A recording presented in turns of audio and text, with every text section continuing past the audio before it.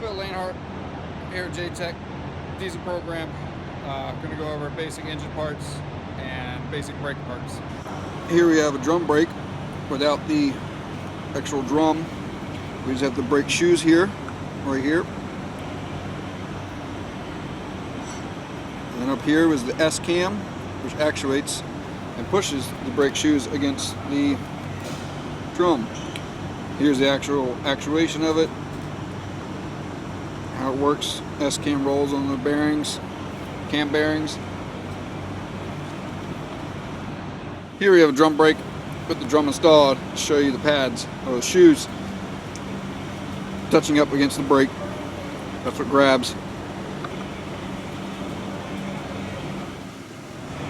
Here is our air brake component test stand.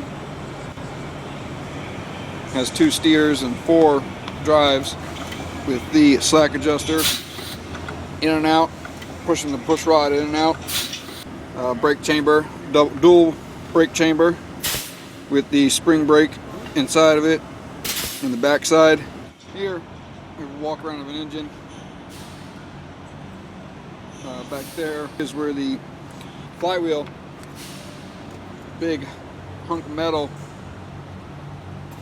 that absorbs vibrations, dampens vibrations,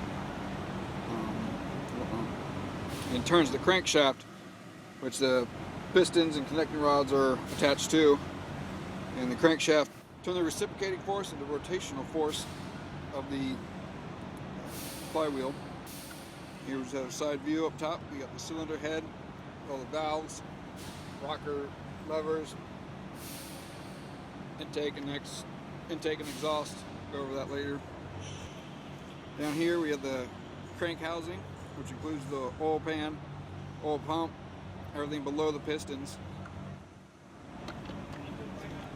Here we see inside the crank attached to the connecting rods and the pistons. Again, turning the reciprocating force into rotational force. The reciprocating pistons, rotating the crankshaft, rotating the flywheel. Down under, you can barely see the camshaft, which is connected to the flywheel, which is timed to open the intakes and exhaust ports in the head.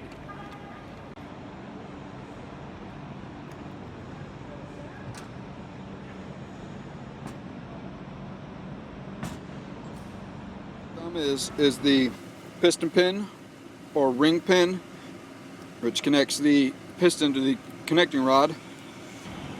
Here we have the crankshaft, which, like I said earlier, converts reciprocating action from the pistons into rotational forces, which drive the camshaft.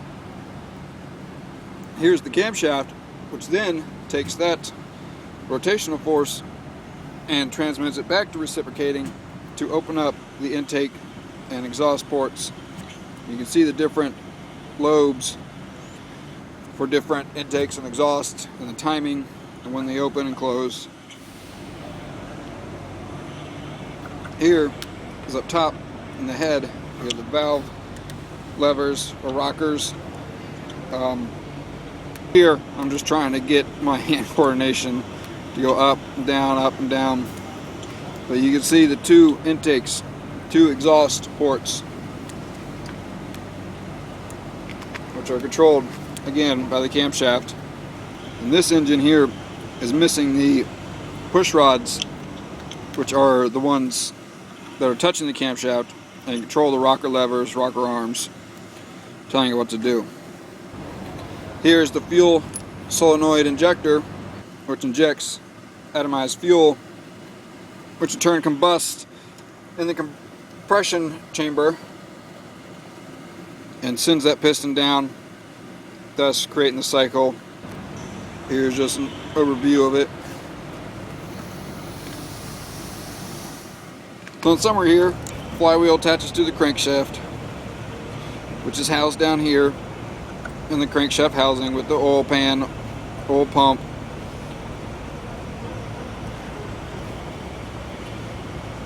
which is located as well up front here, and then connects to the camshaft up here. With proper timing, the camshaft and crankshaft work together. Crankshaft throws the pistons, camshaft throws intakes and exhaust valves up here in the head, so the engine is properly getting its air, getting good air, getting rid of the bad air, getting proper fuel. That's it for basic brake components and engine components.